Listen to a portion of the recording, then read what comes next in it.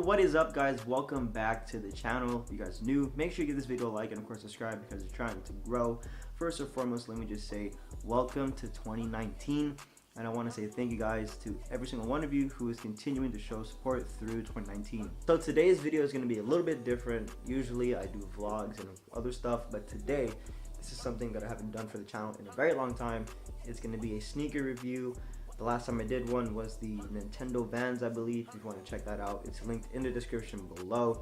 But today, this is probably one of my favorite sneakers to release from 2018, and this is the Yeezy 350 V2 Static Non-Reflective.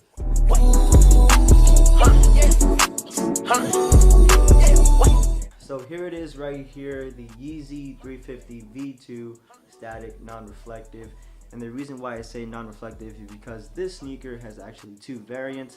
This is the non-reflective one, which the laces are in 3M, and there is a full reflective version, which the uppers of the sneaker, which essentially is all the gray parts, and the shoelaces are all 3M material. And for those who are curious, there's actually a third sneaker releasing in a static colorway, the Yeezy 700 V2. So getting into the specifics of this particular sneaker, the first thing that catches the people's eye will be that clear stripe.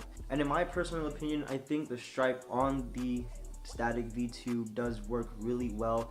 And what catches my eye the most is the fact that you can see the underlay that is built under the toe area of the sneaker and the heel padding. Usually you can see this just through the inside, but this underlay, you have to literally put your hand in it to just feel it. And the fact that you're able to see how the shoe is actually constructed is actually a cool touch.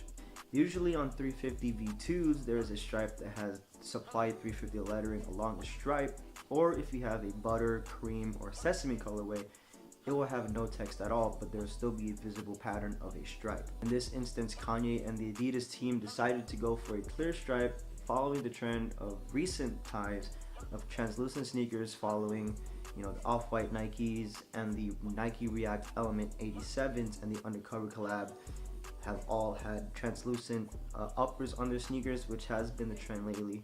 And I know CG was actually the first to do it with the Dunks, with the SBs, but it wasn't really as popular as the Reacts or the Nike Off-Whites. Another major difference between these 350s and the previous 350s is the fact that the laces are 3M. And I wish I took a W on the static V2 reflective so I can show you the comparison between those two.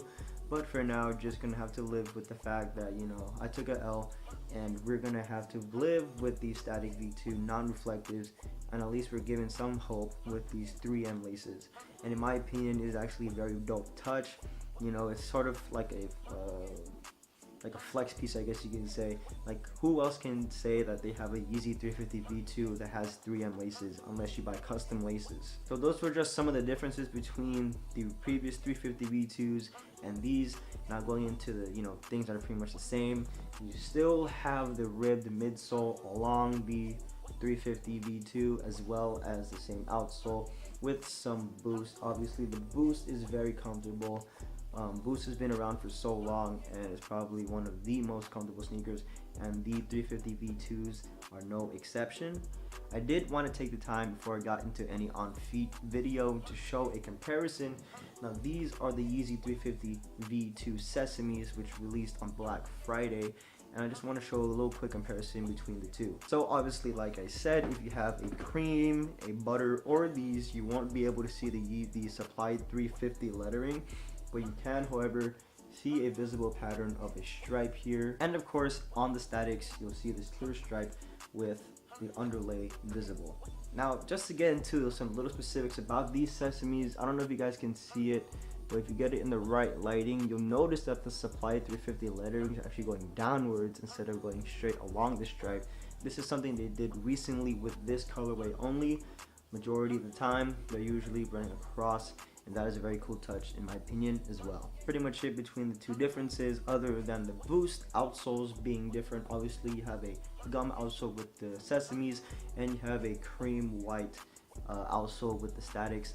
If I had to choose between the two, I would choose the gum outsole on the Sesames. not the gum outsoles on the semi-frozen because those are way too dark, but this is the right type of gum. There is some sort of translucency between it, but I love this gum sole simply because it's easier to clean, and it, you know, it just suits the sneaker really well. Unlike this, I already have a yellow spot on these sneakers and haven't even worn them for a whole month yet. As you can see right there, there is already some sort of yellowing on these 350 V2s, and that is the sole reason why I hate cream white outsoles, especially on Yeezys.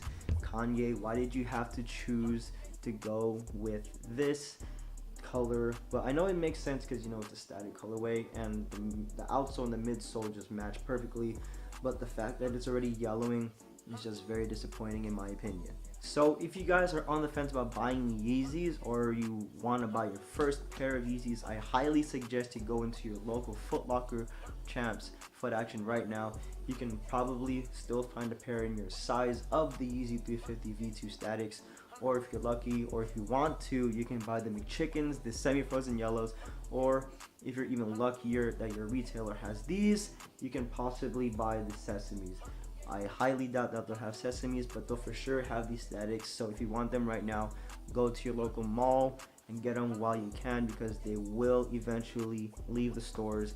They're not necessarily going to be sold out, but they will leave the stores because they can no longer sell them. And just a tip of advice, if you do happen to luck out and not be able to get these through Foot Locker, you can always check StockX. They're only going for $20 to $40 above retail. And if you do buy it over 20 bucks, you're pretty much paying after taxes. You do want to avoid people selling these for more than $260 because they're not worth that much and there's so much stock. However, if you do want to spend the big bucks, you can go up and purchase yourself a pair of 700 V2 Statics or the reflective 350 V2 Statics, which we sell for around $800 plus. So that's it for me here. Hope you guys enjoyed this video, and without further ado, let's see some on feet. Longer than an auction. Thought I sold it, but it ain't no way she bought it. Time to fill up the wood with narcotics. Yeah, I'm up in the trees if you need me. Yeah, back up in the game, go for a 3P. Yeah, back up off the game and we need 3 feet. While I mix up the magic Houdini. I'm in the night. I'm in the night. I'm in the night. I'm in the night. Yeah, reppin' the night. Yeah.